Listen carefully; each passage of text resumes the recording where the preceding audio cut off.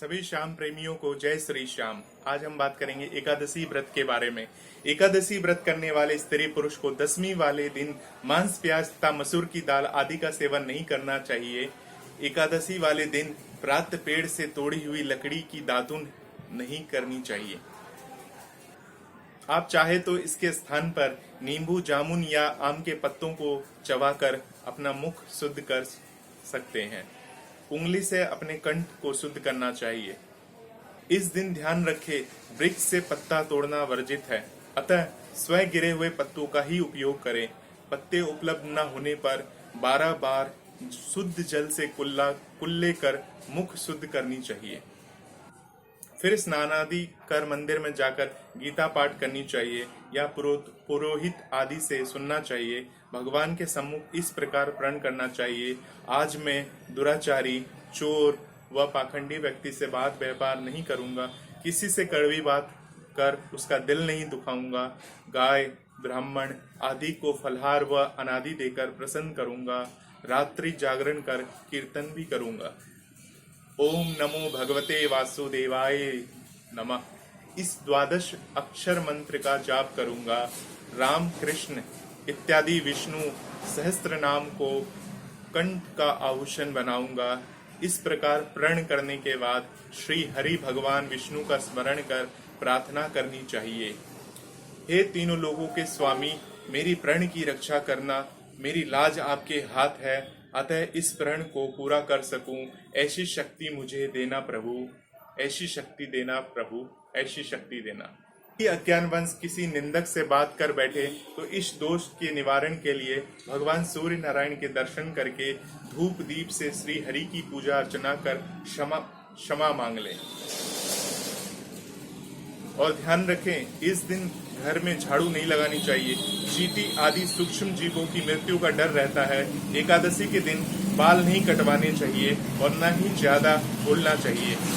ज्यादा बोलने से न बोलने योग्य वचन भी मुख से निकल जाते हैं।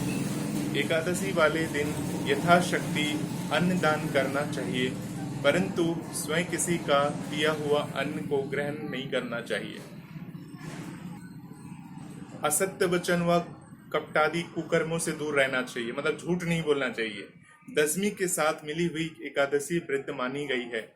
शिव उपासक तो इसको मान लेते हैं, परंतु वैष्णव योग, जो वैष्णव होते हैं, वो वैष्णव योग द्वादशी से मिली हुई एकादशी का ही व्रत करे और त्रयोदशी आने से पूर्व व्रत का पारण कर लें।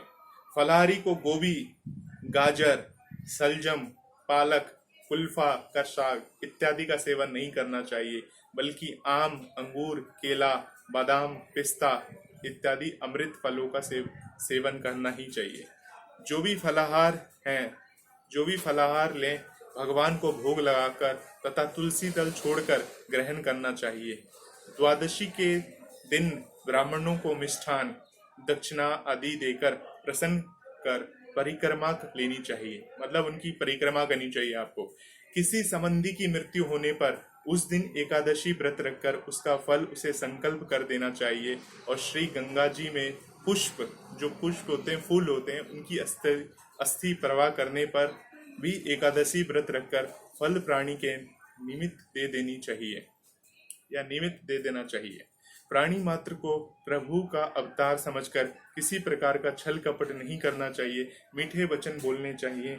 अपना अपमान करने या कड़वे शब्द बोलने वालों को भी आशीर्वाद देना चाहिए। तो ये एकादशी के नियम हैं। किसी भी प्रकार का साथ में क्रोध नहीं करना चाहिए। क्रोध चांडाल का रूप होता है, देव रूप ही संतोष कर लेना चाहिए, मतलब आप उस टाइम क्रोध ना करें। संतोष का फल हमेशा मीठा होता है। सत्य वचन बोलना चाहिए तथा मन में दया भाव रखना चाहिए। इस विधि से व्रत करने वाले मनुष्य दिव्य फल को प्राप्त करता है। हम आपको बता रहे हैं व्रत सामग्री क्या होना चाहिए।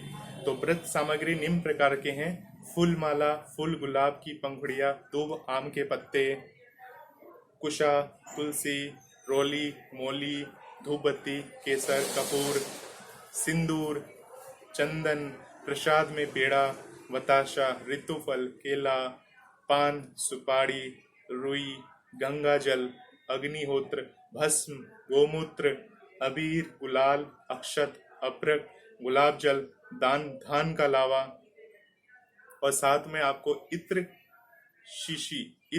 शीशा, इलायची, पजमेवा, हल्दी, पीली सरसों, मेहंदी, नारियल, गोला, पंच पल्लव, बंधन बार, कंचा सूत, मूंग की दाल, उड़द काले, बेलपत्र, पच रत्न, सप्त मृतिका, सप्त धान्य, पचरंग एवं सरबोता भर्त के लिए लाल सफेद वस्त्र, नवग्रह हेतु चौकी, घंटा, शंख, कलश, गंगा सागर, कटोरी, थाली, बाल्टी,